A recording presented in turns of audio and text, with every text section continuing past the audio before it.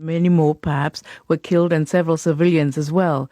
Police stations were burnt down. Public buses were also torched.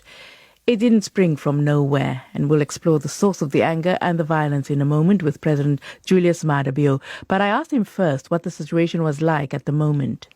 Well, first, I would definitely want to express my condolences to the families of those who have died in this unfortunate incident. It is calm and quiet now. It's been like this since yesterday evening. The security forces are fully deployed to make sure that there is no further deterioration in the situation. There are arrangements in place now to make sure that we improve on that situation. It is calm and quiet as I speak. What are they saying, the security experts and the ministers in charge of the situation, about the underlying and overt causes of the violence? Well, it could be political. And I think that is the thought at the moment. They have been putting pressure to come out and protest. Of course, what happened yesterday was definitely not a protest. It was terrorism at the highest. We have a few Sierra Leoneans who live in the diaspora who have threatened to unleash terror on Sierra Leone on several occasions. They will incite unemployed youth on this part in the country. And on several occasions, we've had these episodic eruptions of violence.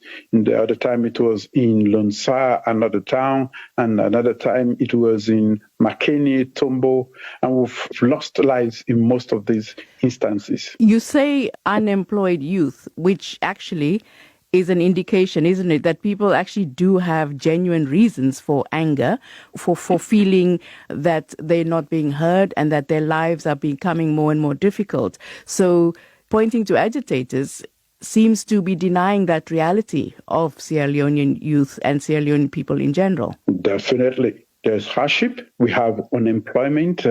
But most of the youths are unemployed. We do sympathize with their situation. And as a government, we have done quite a lot to address that situation. The free quality education, which involves technical education at all district levels, is all meant to empower them to be able to employ themselves or to make them employable. We are doing quite a lot to empower them in that direction. We've made access to education free so that everybody is empowered.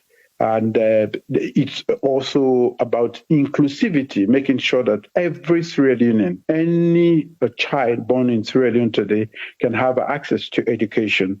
So that is going on at the moment. These are very expensive undertakings at a point when we know that the global economy is going through difficulties.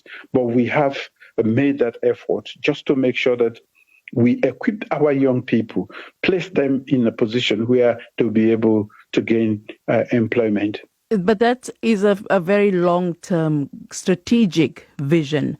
The education of young people is a long-term strategic vision to turn things around. But right now, there's a massive cost of living crisis.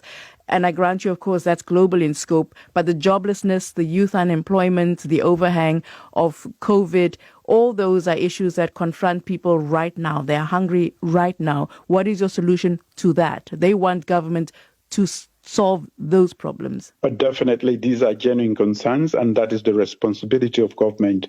What we have done is, since the onset of COVID itself, was to make sure that we try to cushion the effect of these trends on the people of Sierra Leone.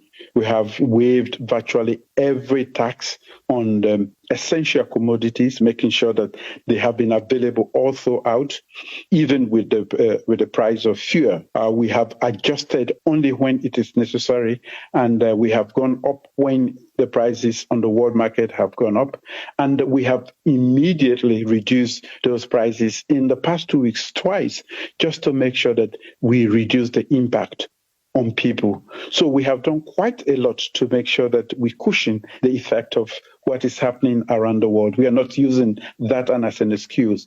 Even with COVID, what we did was we custom made our own interventions to the extent that we are completely different from what was happening around the world. We never declared 2 or 3 weeks disruptions at all. What we did was we had 2 periods during which we had to intervene, and we made sure that there were only 2-day interventions during that COVID time, just to make sure that we don't keep people indoor. During that time, we provided food for a lot of people, the disabled, and we provided also cash transfers to cushion the effect. So quite a lot of activities have been taking place from the side of government to just cushion the effect. And there's just so much government can do, taking into consideration the poor performance of revenue under the circumstances too. You've outlined several measures there that your government has taken. It seems, though, that there is still grounds for people to feel that government can do more. Can you do more? Under the circumstances, extremely difficult because revenue itself is not performing. As you know, we have supply chain disruptions, which have had an impact on the cost of virtually everything. And because of all of this, and because we have taken away, giving off all these waivers, the margins, fiscal margin is very, very, very, very tight. And remember our commitment to this huge and ambitious but necessary project to provide education for every child in this country. That is a huge undertaking that is taking a large amount of money every month to make sure that we are providing school fees, we are providing textbooks, we are providing teaching and learning materials, we have provided transportation in most of the cities, we are providing feeding for other areas. And what we also have done is to do quite a lot in the area of agriculture because we are looking at sustainable solutions, not just quick fix solutions. We are looking at sustainable solutions to our problems today. So there is a shift in policy as far as agriculture is concerned so that we'll be able to produce our own, most of the essential food products that we need within the country. So why do you think, though, that people still come out in protest and in the numbers that they did yesterday with the kind of force that they did? Are you communicating your intentions, your programs, your strategic vision to the country so that they don't fall prey to what you were calling earlier agitators? We definitely try to do that all the time. But of course, there is politics underneath all of what is happening. And you can't take that away. And when you have this sort of ecosystem that has been created, we lash onto that. Of course, it's very easy to say the cost of things have gone up. Yes, that is true. But have we done anything about it? Yes, we have indeed done a lot of things to ameliorate the situation. Is it enough? It's never enough because we have gone as far as we can go, and we are also constrained. One of your ministers, the youth minister, was on CNN earlier today, and he was laying the blame squarely on the opposition APC as the real cause of the protests, the ones pulling the strings. Do you support that view? I have said earlier that there is a political undertone to what is happening. It was not a protest, as you can see. 5 people were killed, hacked to death, and in the crudest of ways. But the opposition party, the APC, has said that they have had nothing to do with this. Yes, that is what they would normally say, but almost all of those involved are from the party. Now, in the CNN interview, the youth minister was asked where you, Mr. President, were, and his reply was that you were missing in action, MIA.